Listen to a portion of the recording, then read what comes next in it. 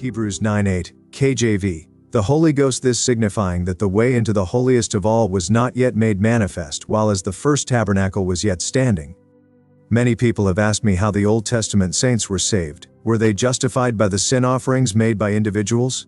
Were they forgiven on the Day of Atonement each year? How were they justified before God? The simple answer is, the Old Testament saints were saved the same exact way the New Testament Christians are saved. By grace through faith. All of the Old Testament laws, rituals, and ceremonies pointed to the day that Jesus would ultimately fulfill everything in person. Jesus, the only begotten of God, made manifest those earthly examples here and in the heavenlies, having become the living sacrifice needed to expunge the sins of all that believe. Jesus then entered into the heavenly tabernacle as our eternal high priest. No longer would there be mortal men to make petitions and sacrifice on a temporary basis.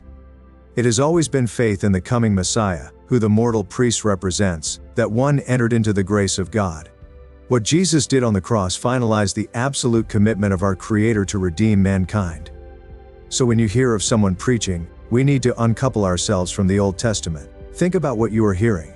What these ignorantly deceived people are neglecting is the amazing depth of riches that is, what has come before.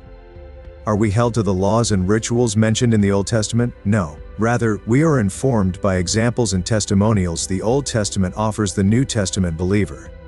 Don't rob yourself of these things. Instead, study to show thyself approved, be made rich in the Word. Discipleship on the go at DHBCLV.